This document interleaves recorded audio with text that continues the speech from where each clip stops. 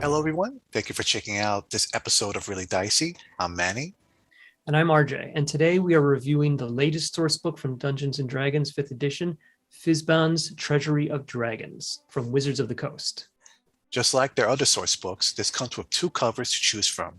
This is approximately 224 pages and has 6 chapters, which are Character Creation, Dragon Magic, Dragons in Play, Lairs and Hordes, Draconomicon, I hope I'm pronouncing that right, and a Bestiary.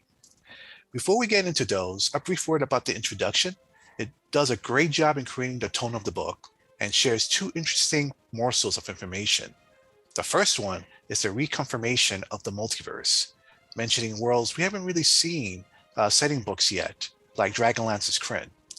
The second is Dragon Sight, which allows powerful dragons to share a consciousness with a variant of themselves across the universe. Some do this to become a great Wyrm, which is a Galactus-level threat. So the first chapter is character creation. If you follow the Unearthed Arcana on the Dungeons & Dragons website, you may have playtested an early version of everything in this chapter. Everything seems much improved over the early drafts. The Dragonborn race is now expanded into 3 variants: Chromatic Dragonborn, Gem Dragonborn, and Metallic Dragonborn. Yeah, each of those types has the breath weapon. Chromatics have a 30-foot line, and the others have a 15-foot cone. And the breath attack replaces one attack. In the player's handbook, Dragonborn, it required an action, but in this, it only requires 1 attack. It uses a 1d10 for the damage instead of 2d6 in the player's handbook, and it adds 1d10 of damage every player tier, or every character tier, instead of 1d6 that gets added on in the player's handbook version. It recharges only on a long rest, unlike the player's handbook Dragonborn, which recharges the breath weapon on a short or long rest. But you can use it a number of times equal to your proficiency bonus, whereas in the player's handbook version, you can only use it once. At 5th level, chromatics can become immune to their dragon's damage type for 1 minute. Gems can fly and hover for a minute. And metallics get 2 more types of breath attacks, one that incapacitates and one that pushes 20 feet back and knocks prone. I think these Dragonborn options are much better than what's in the player's handbook. I definitely agree.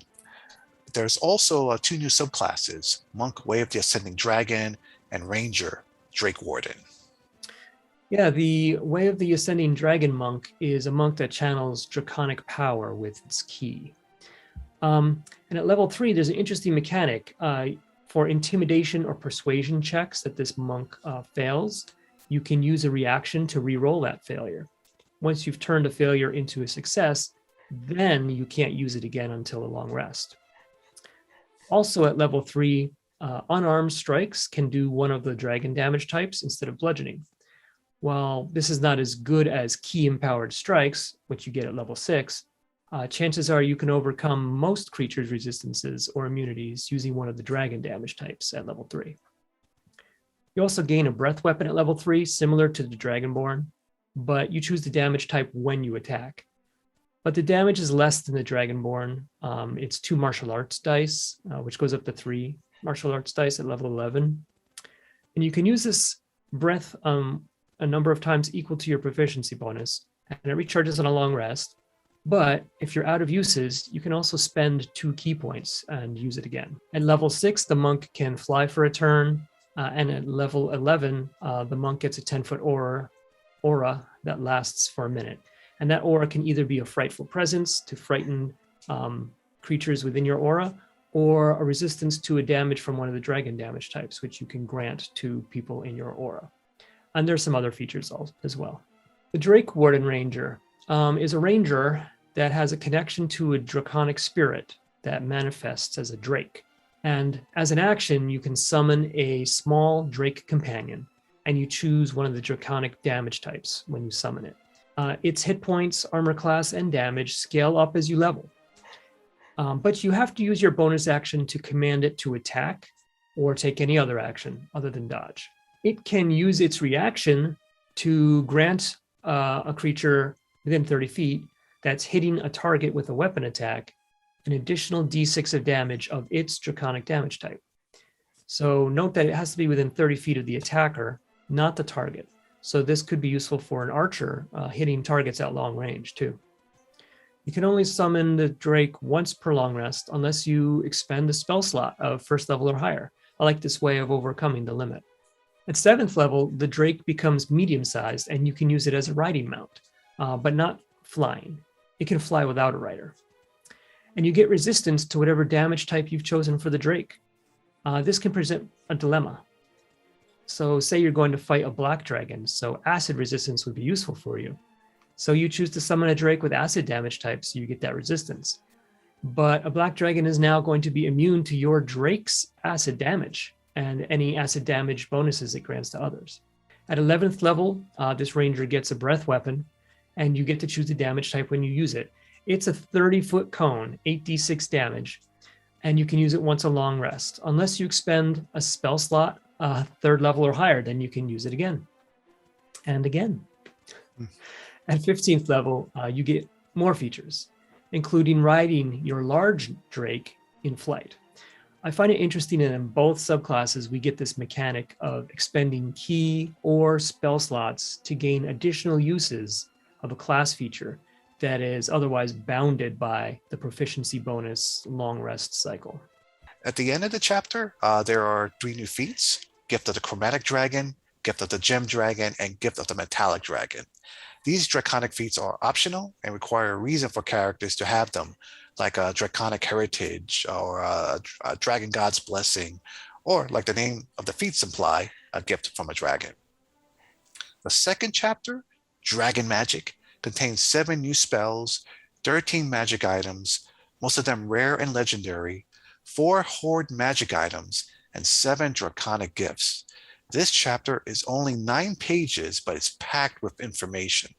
I'll just briefly go over some of my favorite sections about this chapter. First, I'm glad to see the Dragonlance magic item. Potion of Dragon Mastery, however, allows you to transform into an adult dragon for 1 hour, and that might be my favorite item. One of the new items in this book is the Horde magic items. Magic items that have gained new abilities or changed magically because they were close for a great amount of time with a dragon. Besides having rules for how these items change, there are 4 examples with variant rules depending on the age of the dragon it was connected to. The 7 new spells in this chapter are not the greatest, honestly. Nathair's Mischief is a bit silly, and a Chardalon's Stride turns your feet into rocket thrusters powered by dragonfire. But I did like Ralothim's Psychic Lance, which unleashes a lance of psychic power at a creature you can see, or at a creature you can't see when you utter the creature's name, if it's in range. I think that's flavorful, and now you maybe have a reason to pronounce that ridiculously long dragon name. Draconic gifts can be given from a dragon or from a dangerous encounter with a dragon if you survived them. The book cautions dungeon masters to be careful when giving some of these gifts to low-level players, as they can unbalance the game, like Draconic Senses, where you have blind sight and have advantage on perception checks permanently. There's also a great little section if you want to use some of the feats listed in the player's handbook as draconic gifts. We are now up to chapter 3, Dragons in Play. And to be honest, I felt I wasn't going to be impressed with this section, being that I've used dragons in my campaigns previously, and I'm very familiar with dragon lore. But this chapter does a great job in encapsulating everything you need to create a dragon NPC, good or bad. Or maybe neither. It has information on customizing appearance, lifespan, how they multiply, shapeshifting, handling death and undeath, how the environment changes around them after they reside in an area for a period of time. There's also a great section on religion and those that follow and or worship dragons. There's a decent amount of adventure hooks here as well. What I liked in this chapter were the tables of mannerisms for your dragon characters and villains, such as this dragon quickly forgets names and invents random nicknames instead. There are also ways to customize dragons, such as adding spells, skills, shape-changing, special senses, and several more. There are 8 different campaign ideas also that are centered around dragons. There are several adventure ideas, and then there are encounter complications. For example, one encounter complication is It's been so long since anyone has dared to intrude on the dragon's lair that the dragon is more interested in showing off the lair and impressive lair actions than in doing serious harm to the characters. This chapter is the one that really gets the ideas flowing, especially if you're free to choose your own dragon mythos in your own setting. Chapter 4, Lairs and Hordes, is an expansion of the last chapter, where it goes into greater detail of how nature changes over time when a dragon resides nearby, including the weather. Lairs absorb the power exuded by dragons, which gives them remarkable properties, and dragons often choose a magically charged location for their lair. This section describes 20 different effects that a lair could have on the surrounding areas and regions. For example, one that I like is if the dragon's name is spoken within 1 mile of its lair, the dragon instantly knows it and hears everything said within 10 feet of that spot for the next 5 minutes. There are also 4 additional lair actions that can be used for any type of dragon's lair. The Horde section does a great job in detailing what hordes may look like depending on the age of the dragon, as well as why hordes are important and essential to dragons. And of course, lots of charts to help create the treasures players may find in them. As they get older, dragons may divide their horde into several lairs and even link those hordes together in some magical way.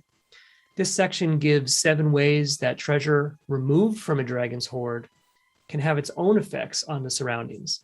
And haunted hordes and cursed hordes are also discussed. There are plenty of great story ideas embedded in here.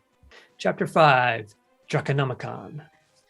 This chapter really brings dragons to life in D&D. There are 20 types of dragons in this section, and for each of those 20 types, you get a lot of useful information. First, personality traits and ideals tables to individualize that type of dragon. For example, one of the black dragon personality traits is subjugating others is preferable to destroying them. For dragons that are not spellcasters in the monster manual, you can make them spellcasters by adding some spells that are suggested in this section for their type. There's also 8 adventure hooks for each dragon type, and over a dozen ways to connect this type of dragon to the world around it, depending on its age. For example, and this is a spoiler, a sapphire dragon wormling may have a horde that contains a cursed item, which has attracted specters and wraiths to the area around the dragon's lair. Next, for every type, the lairs of the dragon are described. You get a battle map of an example lair, lair actions, and the regional effects surrounding this type of lair. And finally, for each dragon type, there's a description of the types of treasures that this kind of dragon desires and collects. And there's a treasure table with some possibilities. There are 34 creatures in the final chapter, the bestiary, but if you include all the variant sections like the wormling, young, adult, and ancient versions of dragons, you have 70 creatures in total, each with their own stat blocks.